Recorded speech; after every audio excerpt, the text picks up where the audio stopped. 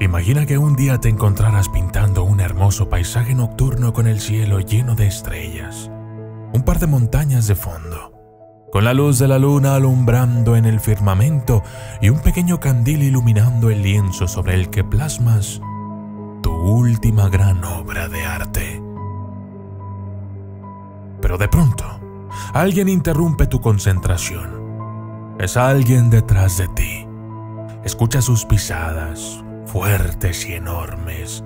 Su respiración parece la de un toro, y un olor a azufre impregna tus fosas nasales y garganta al punto de hacerte toser.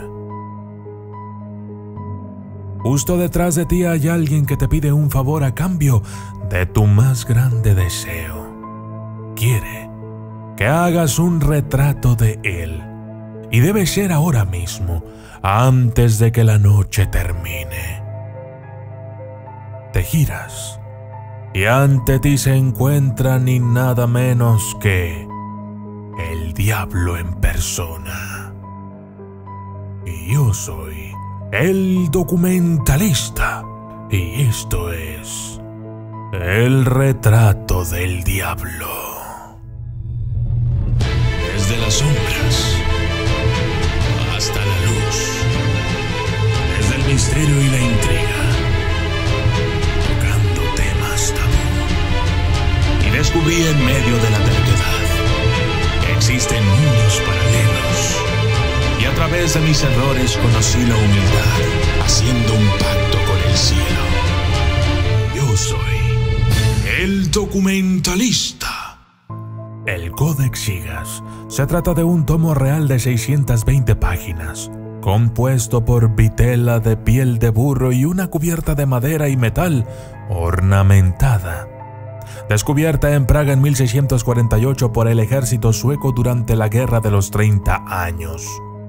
La Biblia del Diablo, como se le conoce comúnmente, es el libro más grande que se conoce escrito durante la Edad Media, con 91 centímetros de alto, 50 de ancho y 23 de grosor.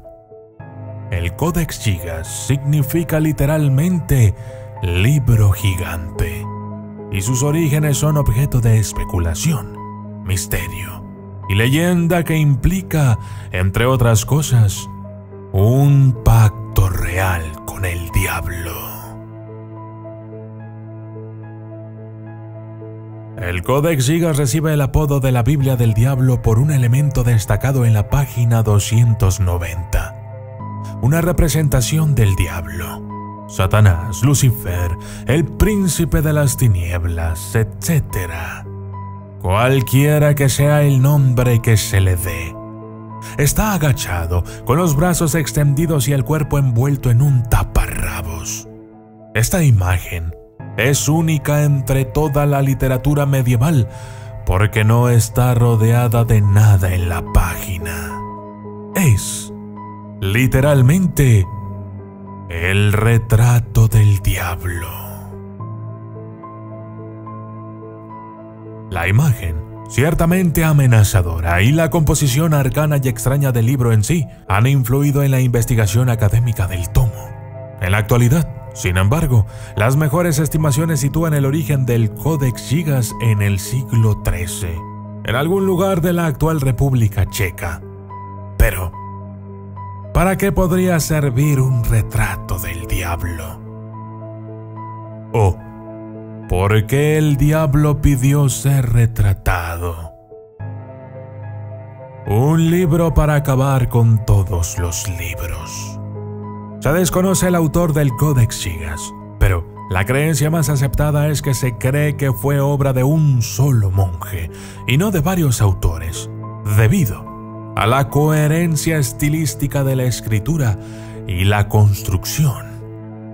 Esto es inusual en sí mismo, y teniendo en cuenta el enorme tamaño del libro, la cantidad de texto, la atención al detalle en su construcción, el esfuerzo puesto en las iluminaciones del libro, pintura de oro o plata real filigranada en páginas. Los estudiosos creen que fue escrito como un acto de penitencia. De hecho, habría tardado más de 30 años en completarse. De ahí una de las leyendas que lo rodean. Porque según la leyenda, el monje hizo un pacto con el diablo para terminarlo en una sola noche. Muchos dicen que el retrato del diablo sirve para que sus seguidores puedan identificarlo, para saber cómo luce realmente. Otros dicen que no es el diablo y que aquel monje que lo dibujó solamente trataba de asustar a la gente. Pero ¿quién dedicaría 30 años de su vida realizando tal obra literaria por una simple broma? Queda claro que ni el retrato del diablo ni el contenido del libro son una broma. Ciertamente se trata de un compendio de información histórica, un libro para acabar con todos los libros. El Codex Gigas contiene, entre otras cosas, una Biblia cristiana completa, la Guerra de los Judíos y Antigüedades Judías de Flavio Josefo, una enciclopedia de San Isidor de Sevilla y la Crónica de Bohemia escrita por un monje bohemio llamado Cosmas. También contiene una serie de textos más pequeños sobre prácticas medievales, exorcismos y conjuros mágicos sobre cómo identificar y atrapar a los ladrones. Algunas páginas han sido arrancadas y frente a la imagen del diablo está la ciudad del cielo, sin una sola alma caminando en su interior. Existen varias leyendas y mitos girando en torno al retrato del diablo. Por ejemplo, visitando al diablo. Hay una leyenda que dice que si miras fijamente el retrato del diablo a los ojos durante más de 15 minutos, experimentarás un desprendimiento astral que te llevará a visitar un lugar en donde se encuentra el diablo y podrás hablar con él, pidiéndole lo que quieras a cambio de tu alma. Una visita demoníaca. Otra leyenda cuenta que el retrato del diablo en realidad contiene claves encriptadas y que, para descifrarlas, hace falta leer todo el libro completo. Una vez que el lector haya identificado estas claves, debe volver a ver el retrato del diablo para cuadrarlo todo. Es ahí donde aprenderá a invocar a Lucifer y entonces, nuevamente, hacer un pacto con él a cambio del alma. Y finalmente, un secreto escondido. Finalmente, una rara historia que habla sobre las páginas faltantes de la Biblia del diablo. Se dice que en realidad son mapas y que marcan ubicaciones en las que supuestamente hay tesoros o entradas al infierno y una más al cielo. Estos mapas, colocándose debajo del retrato del diablo, revelan puntos geográficos precisos para encontrar los tesoros, viajar al infierno, visitar al diablo o visitar el cielo. Los mapas fueron arrancados del libro. No se sabe por quién. Las teorías dicen que el Vaticano los tiene. Otros, que fueron soldados suecos durante la Guerra de los 30 años.